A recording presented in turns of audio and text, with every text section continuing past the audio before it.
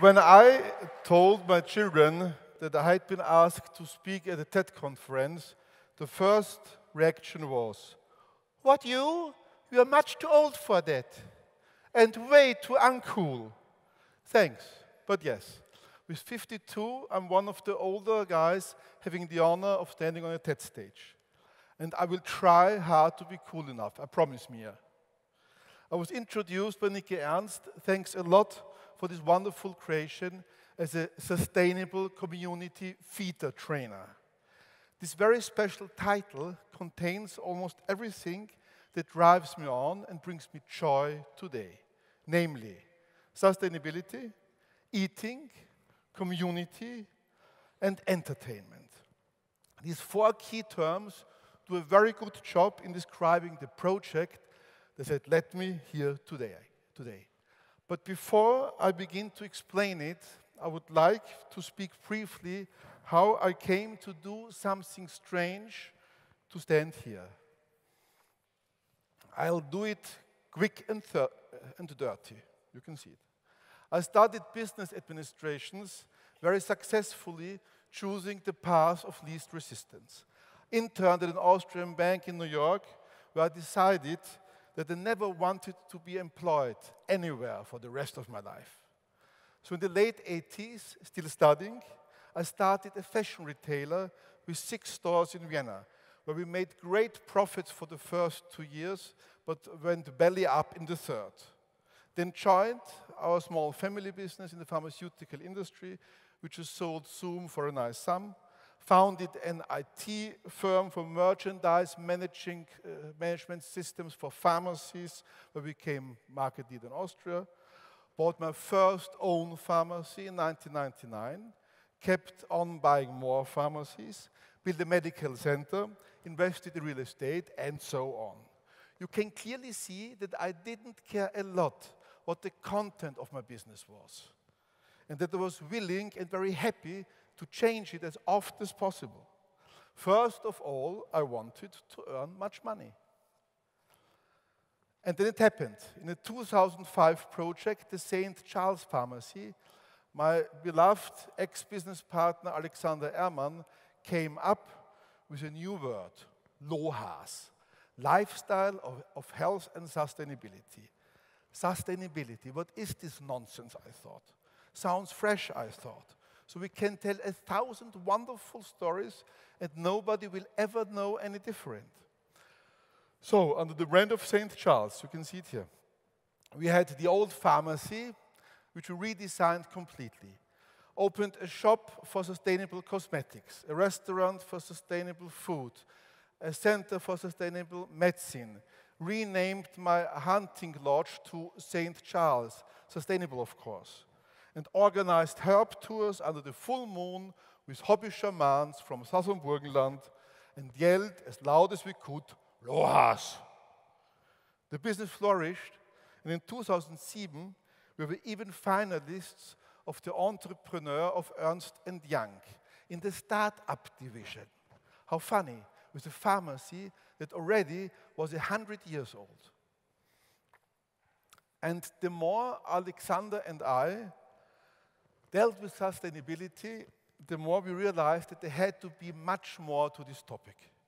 And that it can, and above all should, be more than just a well-functioning marketing ploy.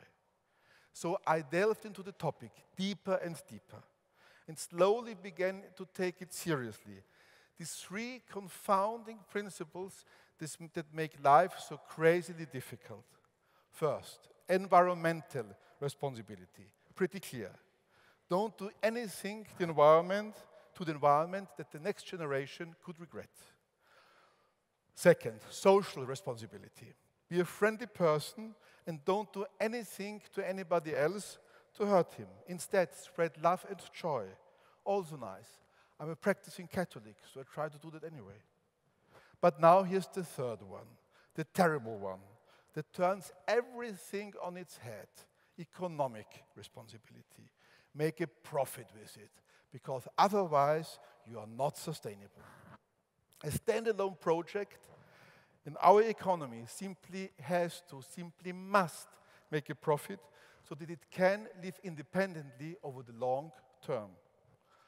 Oida, now I was cool for my daughter. Gosh, how is that supposed to work in the daily life of a company where the real successful and the fortune-earning guys are the ones who get easily rid of all ethical and decent principles? In my case, I got out of this problem with a slice through the Gordian knot. I ran away from it. 6 years ago, in 2009, I sold all of the daily business and together with my beloved wife bought a 14th century mill called Bergmühle with a big horse stable right on the edge of Vienna. I wanted to live there with a wonderful family, watch my wife riding her horses, maybe ride a bit myself, go on hunting more often, and if it couldn't be avoided, also I was hoping it might be the case, to work a bit. Just take things as they come. During the renovation, I was offered a chance to buy some organic farmland right next door. The price was okay, and so suddenly I was the proud owner of 30 acres of organic farmland. And also became, as a logical next step after the St. Charles things, an official organic farmer. It became clear very quickly that if the project should stand on its own feet, I would not be able to sell all my products, the wonderful organic products, to any wholesalers, because they would eat up the entire profit margin between production and the end consumer. And then slowly an idea came to me, to start up a kind of place where I can put all my wonderful products from the field to the fork. Because funnily enough, outside Europe, there are no places existing like agriturismo, farms which bring the products to the table in a sophisticated way. I had the space. An area had been left unused for decades close to the mill, with a meadow and a pond and old buildings going to wreck and ruin, all secluded behind an old wall. The only thing was, I didn't want to become a restaurant owner, knowing how much work this could be.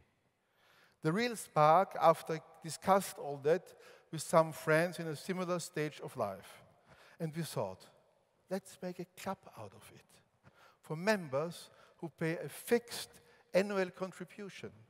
So, you've got some cozy background noise in terms of covering the basic costs. You build up a community that you can communicate very closely with, and last but not least, you have influence over who your guests are. And so, 2 years ago, we opened Stadtflucht Bergmühle, Verein für Kochen und Muße im Grünen, what in English means City Getaway Bergmühle, Society for Cooking and Outdoor Leisure. You can see two things straight away in this little film. From the beginning, we did marketing in a professional way. And when you consider that the operation just had started, we had a decent number of guests. But that's deceptive. What you don't see is that 95% of the about 250 guests at that time in April 2013 were personal friends of ours who just visited us for pleasantry. In April this year, when we had our opening party 2015, we had almost 300 guests again, from whom I did not know 90% 2 years ago. What an incredible win this is. Let me explain our club's premise and program. A pink submarine that looks like it's going down in the middle of a green meadow. It wasn't anything else but an old oil tank. I was too possessive of taking it away. And who doesn't know this wonderful 50s movie, Operation Petticoat, with Cary Grant and Tony Curtis? An ugly, decaying building with a kitchen in that looks improvised, but in reality is highly professional. A lawn that looks like what you see in English Garden, but with antique rugs and furniture dotting it. Paddle boats on the pond, a big kitchen garden, sheep, goats, and a pot-bellied pig. Our staff serve our guests attentively. Food is announced with the ringing of a bell. Here it is. This means that a new small course is ready and the guests pick up the plates directly from the kitchen, where anybody who wants to can cook with the chef. The bell rings about every 15 minutes.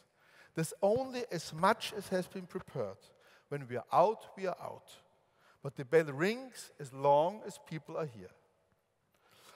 We also have a wonderful team for kids that implements our maxim of a Nintendo-free zone, so that parents can get drunk in peace. A wonderful masseuse who takes care of the needs of tired backs, and a little concerts and vernissage almost every weekend to take care also of the mental well-being of our guests.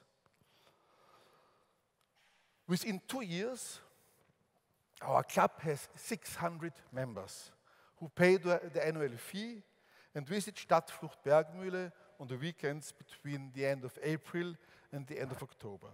An already pretty large community that has grown and is still growing very fast. Thank God they never come all at the same time. One passionate club member put it nicely into words at the end of the club's first year. You know, Martin, every time I'm here, I meet the kind of people I always wanted to meet. How nice and right. One day last year, there suddenly stood Vivian Westwood in front of the door. She stayed for 5 hours. Somehow, we only seem to appeal to nice and smart people who, by the way, that's not unimportant, are also successful multipliers. So now you are saying to yourself, cool, looks nice, I'd love to swing by sometime if I'm allowed to, but what on earth is the story this guy is telling to us having to do with sustainability? What should I take away from this story? The answer is very simple. The more you work with something that moves you in a positive way, the more you talk about it. And the more you want others to think about it. In my case, and probably that's the same for most of you, nothing is more unpleasant and more embarrassing than missionaries. People who want to force you to believe something with this pushy seal and this scary glimmer in the eyes. But in a nice, unforced and relaxed atmosphere, I'm not just open to well-thought and well-presented new ideas. I can deal with unusual things in my head as long as these things are presented in a tasteful way. And with tasteful, I mean it in the most literal sense of the word, quite easily. So in all our communication in the web, and especially on site, we always apply a healthy dollop of sustainability message. Whether it is to tell exactly where the vegetable came from, which is on the plate, or who shot this wild game on what day, or having our neighbor farmers here or in the kitchen, or the portraits hanging in the kitchen, or that on some days we are giving all our revenues to a social project, or that we have found a partner in Michael Hartl and his unique project Experiment in Self-Sufficiency with 72,000 real unpaid likes in Facebook.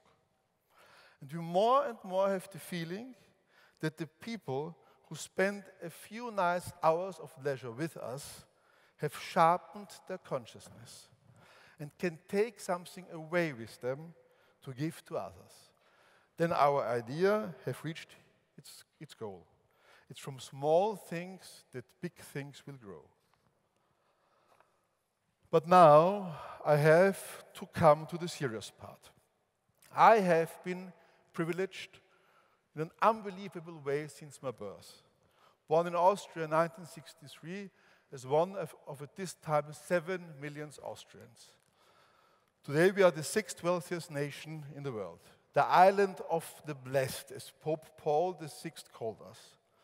My chance of becoming an Austrian was just 0.109%. Add to this, I was born into a privileged environment with, for example, university-educated parents. And origin is, scandalously, still the most critical factor in determining if someone is going to make something of themselves or not, whatever that is supposed to mean. In 1963, the university graduate rate in Austria was unbelievable, just 1.8%. Today it's close to 15. So my overall chance to be happy me, Austrian, and from university-educated family was 0.001386%. I had no choice in being the child of my parents who were especially loving to me. All that was complete beyond my influence. The jackpot in the lottery of life. So I did not have to come to Europe like this.